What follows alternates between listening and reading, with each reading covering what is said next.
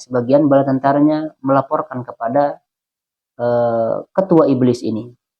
Ketua iblisnya mengatakan, apa yang sudah kamu lakukan? Oh, saya sudah membuat si fulan begini dan begini. Setelah membuat si fulan begini dan begini, apa kata ketua iblisnya? Kamu belum melakukan apa-apa. Lantas kemudian datang seorang bala tentaranya mengatakan, tidaklah saya meninggalkan orang tersebut, kecuali saya membuat mereka bercerai. Saya membuat seorang suami bercerai dengan istrinya. Lalu apa kata ketua iblisnya ini? Dia mengatakan, kamulah sebaik-baik tentaraku, katanya. Assalamualaikum warahmatullahi wabarakatuh. Innal hamdalillah nahmaduhu wa nasta'inuhu wa nastaghfiruh wa na'udzu billahi min syururi anfusina wa min sayyiati a'malina may yahdihillahu fala mudhillalah wa may yudlil fala hadiyalah. Asyhadu an la ilaha illallah wahdahu la syarikalah wa asyhadu anna Muhammadan 'abduhu wa rasuluh. Allahumma shalli ala Muhammad wa ala ali Muhammad. Hadirin yang dirahmati Allah Subhanahu wa taala, kita lanjutkan kajian kita pada kitab Talbis Iblis ini. Sekarang kita akan membahas bab yang ketiga, yaitu waspada terhadap fitnah dan tipu daya iblis. Ketahuilah bahwa manusia diciptakan oleh Allah Subhanahu wa taala, ya, mereka dibekali dengan akal. Mereka juga dianugerahi sifat marah. Mereka juga dibekali dengan syahwat, sehingga dengan hal-hal tersebut mereka mempunyai keinginan. Dengan syahwatnya tersebut, dengan akal, dia mendapatkan apa yang dia inginkan. Itulah ya manusia. Mereka dibekali dengan berbagai hal. Beda dengan malaikat. Nah, kalau malaikat diperintahkan untuk menyampaikan wahyu saja. Malaikat diperintahkan untuk menurunkan rezeki saja. Malaikat yang diperintahkan untuk menanya orang dalam kubur, ya tugasnya begitu saja. Akan tetapi manusia diberikan kelebihan. Manusia diberikan kebebasan. Apakah dia mau memilih menjadi orang yang baik atau menjadi orang yang buruk, orang yang tidak baik. Nah, bagaimana dengan iblis? Bagaimana dengan setan? Nah, setan ini mereka mendedikasikan umur, ya, dan seluruh hidupnya ini untuk menggoda manusia. Dia menggoda manusia karena orang ini, iblis ini adalah orang yang sangat sombong. Sombong dianya. Apa buktinya? Ketika dia diperintahkan untuk bersujud kepada Adam, dia tidak mau. Ketika dia ditanya, kenapa engkau tidak mau bersujud kepada Adam? Dia katakan, ana khairum minhum, khalaqtani min nar wa khalaqtahu min tin. Engkau ciptakan aku dari api, sedangkan dia kau ciptakan dari tanah, katanya. Ini yang menyebabkan dia tidak mau bersujud kepada Adam. Oleh karenanya ketika dia dikutuk, ketika dia dilegitimasi, akan selama-lamanya masuk neraka, dan dia meminta penangguhan atas dirinya. Untuk apa? Untuk menggoda manusia itu sendiri. Apakah diiyakan, di ACC oleh Allah Subhanahu wa taala? Sudah jelas di ACC. Buktinya sampai hari kiamat iblis dan bala tentaranya ini akan senantiasa menjerumuskan manusia. Dia tidak akan ridho kalau kita tetap dalam ketaatan. Iblis dan bala tentaranya ini tidak akan pernah menyerah. Apabila kita misalkan terbebas dari satu sisi, dia akan masuk dari sisi yang lain. Kita terbebas dari perangkapnya yang di depan, dia akan membuka perangkap-perangkap yang lain dari sisi kiri, dari sisi kanan kita. Intinya setan iblis sudah mendedikasikan dirinya, seluruh umurnya untuk menggoda anak cucu Adam. Dan berbagai macam, ya, iblis ini, ya, setan ini tugasnya itu bermacam-macam. Ada juga setan yang bertugasnya untuk membuat orang-orang tidak khusyuk dalam sholatnya. Ada juga setan yang membuat orang itu bercerai dalam rumah tangga seseorang. Ada juga setan ini bertugasnya untuk menggoda orang-orang kaya. Ketika dia mau berinfak, akhirnya setan datang. Akhirnya orang kaya ini tidak jadi untuk bersedekah, tidak jadi untuk berinfak. Itulah dia tugasnya setan. Sebagaimana yang disebutkan dalam sebuah riwayat, ketika iblis ini menanya anggota-anggotanya, itu ditanya, apa yang sudah kamu lakukan? Oh, saya sudah membuat dia terjerumus dalam hal-hal demikian. Saya sudah membuat dia lalai dalam sholatnya. Saya sudah membuat dia kufur, kata iblis ini. Lalu kemudian Raja Iblis mengatakan, kamu belum berbuat apa-apa. Lalu kemudian ditanyalah satu lagi, satu iblis. Apa namanya, bawahannya ini ditanya, apa yang sudah kamu lakukan? Apa kata anggotanya ini? Dia mengatakan, saya sudah berhasil membuat sebuah rumah tangga bercerai. Apa kata ketua iblisnya? Luar biasa, jempol. Lalu kemudian dia didudukanlah di samping singgasana ketua iblis tersebut. Nah, itu salah satunya ya, tugas-tugas iblis. Oleh karena itu, ketika kita mempelajari bagaimana perangkap-perangkap iblis dan cara menanggulanginya, insya Allah ya, kita termasuk orang-orang yang terhindar dari perangkap-perangkap iblis, dan mudah-mudahan kita terhindar dari perangkap-perangkap iblis tersebut. Kita bacakan ya hadis yang pertama dari Iyad bin Himar. Dia menuturkan, Rasulullah Shallallahu Alaihi Wasallam bersabda, hai sekalian manusia, sesungguhnya Allah Subhanahu Wa Taala telah memerintahkan aku agar mengajarkan sesuatu yang tidak kalian ketahui, yakni dari apa yang Dia ajarkan kepadaku hari ini, kata Rasulullah. Sungguh semua harta yang aku berikan kepada hambaku, maka itu adalah halal baginya. Dan sungguh aku menciptakan hamba-hambaku dalam keadaan lurus semuanya. Namun setan mendatangi dan memalingkan mereka dari agama mereka. Aku telah memerintahkan mereka agar tidak menyekutukanku dengan sesuatu yang tidak aku turunkan keterangan sedikit pun mengenainya. Dan Allah Subhanahu wa Ta'ala melihat penduduk bumi, lalu Dia memurkai mereka, baik Arab maupun non-Arab, terkecuali sebagian daripada ahlul kitab. Yang kedua, dari Jabir bin Abdullah radhiyallahu anhuma, dia berkata, Rasulullah sallallahu alaihi wasallam bersabda, iblis meletakkan singgasananya di atas air. Kemudian ia mengutus bala tentaranya untuk menyesatkan manusia. Tentara yang mempunyai kedudukan paling dekat dengan iblis adalah tentara yang paling besar fitnahnya terhadap umat manusia.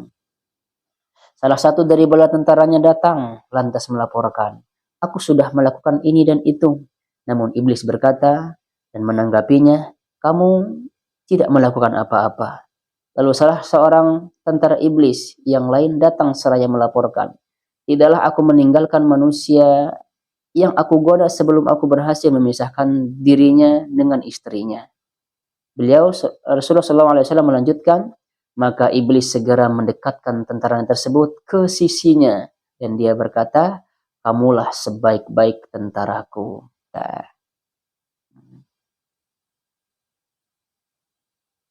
itulah ya yang tadi yang saya sebutkan. Iblis melakukan bala tentaranya, sebagian bala tentaranya melaporkan kepada ketua iblis ini. Ketua iblisnya mengatakan, apa yang sudah kamu lakukan? Oh, saya sudah membuat si fulan begini dan begini. Setelah membuat si fulan begini dan begini, apa kata ketua iblisnya? Kamu belum melakukan apa-apa. Lantas kemudian datang seorang bala tentaranya mengatakan, tidaklah saya meninggalkan orang tersebut, kecuali saya membuat mereka bercerai. Saya membuat seorang suami bercerai dengan istrinya. Lalu apa kata ketua iblisnya ini? Dia mengatakan, kamulah sebaik-baik tentaraku, katanya. Ngeri ya. Kita lanjutkan. Dari Jabir bin Abdullah radhiyallahu anhu bahwasanya Rasulullah sallallahu alaihi wasallam bersabda kepada para sahabat, sebenarnya setan sudah putus asa untuk disembah oleh orang-orang yang sholat, yakni orang-orang mukmin di Jazirah Arab. Akan tetapi setan terus berupaya untuk menyulut permusuhan di antara mereka. Itu dia. Setan tidak akan pernah menyerah. Walaupun dia sudah, dalam bahasa kita misalkan dia sudah tepuk jidat begitu, dia tidak akan pernah menyerah. Dia akan kerahkan bala tentaranya untuk menggoda manusia supaya manusia itu terjerumus ke dalam kesesatan. Itu intinya iblis. Nah, iblis saja tidak pernah menyerah, bagaimana dengan kita? Kita juga harusnya tetap berusaha untuk melakukan kebaikan supaya iblis ini putus asa. Walaupun ya iblis ini akan tetap terus menggoda manusia supaya manusia tersebut dalam keadaan sesat. Dinukilkan dari Aisyah, istri Nabi Shallallahu Alaihi Wasallam, bahwa pada suatu malam Rasulullah Shallallahu Alaihi Wasallam keluar dari sisi Aisyah. Aisyah menuturkan, aku pun merasa cemburu kepada beliau. Saat kembali, beliau mengetahui kecemburuanku. Lantas beliau bertanya, ada apa denganmu wahai Aisyah? Apakah kamu cemburu? Aku menjawab, bagaimana orang sepertiku tidak cemburu terhadap orang sepertimu? Beliau bertanya, apakah setanmu telah mendatangimu? Aku balik bertanya, wahai Rasulullah, adakah setan bersamaku? Beliau menjawab, iya. Aku bertanya, apakah setan itu bersama setiap orang? Beliau menjawab, iya. Apakah bersama engkau juga? Siti Aisyah bertanya demikian. Beliau menjawab, iya. Hanya saja, Robku telah menolongku untuk menguasainya hingga ia masuk Islam. Jadi, semua orang akan selalu ada setan yang membersamainya. Jadi siapapun itu, mau dia kiai, mau dia gus, tuan guru, ustadz, habib, pasti setan akan membersamainya. Tidak ada orang yang terlepas dari setan, tidak ada. Begitu juga dengan hadis ini. Tidak ada seorang pun di antara kalian melainkan telah diserahi ya, satu korin ya, dari bangsa jin dan satu lagi korin dari bangsa malaikat. Para sahabat lantas bertanya, begitu pula engkau wahai Rasulullah? Kemudian beliau menjawab, begitu pula dengan aku. Hanya saja Allah Subhanahu wa taala telah menolong aku untuk dapat menguasainya, sehingga dia tidak menyuruh aku kecuali kepada kebenaran. Dalam riwayat ini disebutkan, sehingga dia tidak menyuruh aku kecuali kepada kebaikan. Itu ya bedanya kita dengan Rasulullah. Jadi kalau ada orang yang zaman sekarang ini mengatakan dirinya bahwa dia bisa melihat korin, lalu kemudian dia bisa berteman dengan korin tersebut, mengajarkan dia hal-hal yang baik, itu patut dipertanyakan hal demikian. Karena setan itu atau jin akan membuat kita semakin sesat. Itu aja intinya. Kalau kita baca Al-Quran juga penjelasannya demikian. Kita bacakan hadis selanjutnya dari Sofiyah binti Huyai, istri Nabi Shallallahu Alaihi Wasallam. Dia berkata, Rasulullah Shallallahu Alaihi Wasallam sedang beriktikaf. Suatu malam, aku datang menjenguk beliau. Aku berbincang-bincang dengan beliau. Kemudian bangkit untuk kembali ke rumah. Beliau ikut bangkit untuk mengantarkanku pulang. Rumah Sofiyah ini berada di komplek Usamah bin Zaid. Kemudian ada dua laki-laki Ansor melintas di dekat situ. Pada saat keduanya melihat Rasulullah, mereka pun mempercepat langkahnya. Nabi Shallallahu Alaihi Wasallam lalu bersabda, pelan-pelanlah kalian. Sesungguhnya wanita ini adalah Sofiyah binti Huyai. Maka keduanya pun berkata, Subhanallah. Wahai Rasulullah, beliau bersabda, sesungguhnya setan mengalir pada anak Adam seperti aliran dalah. Dan aku khawatir ia menyusupkan prasangka buruk ke dalam hati kalian keduanya. Itulah dia ya, setan ini Masya Allah mengalir dalam darah kita. Nah, kita tidak lepas ya dari bisikan setan. Kita tidak terlepas dari yang subhat-subhat yang dibisikkan oleh setan tersebut. Lalu kenapa Rasulullah SAW langsung berbicara kepada dua orang ini? Nah, karena Rasulullah menghindari supaya setan ini tidak membisikkan kepada dua orang ini. Kenapa? Kalau misalkan orang di malam hari ya, laki-laki dan perempuan ya, bisa jadi ketika orang melihatnya ini bisa jadi berpikiran negatif. Padahal yang sebenarnya itu adalah suami istri. Bisa jadi. Selalu pokoknya setan ini mencari celah. Apabila lebih-lebih ya, ketika ada satu orang mendapatkan informasi dari kita, lalu kemudian disebarkan kepada orang yang ketiga, Nah, orang yang ketiga ini terkadang cerita itu dilebih-lebihkan.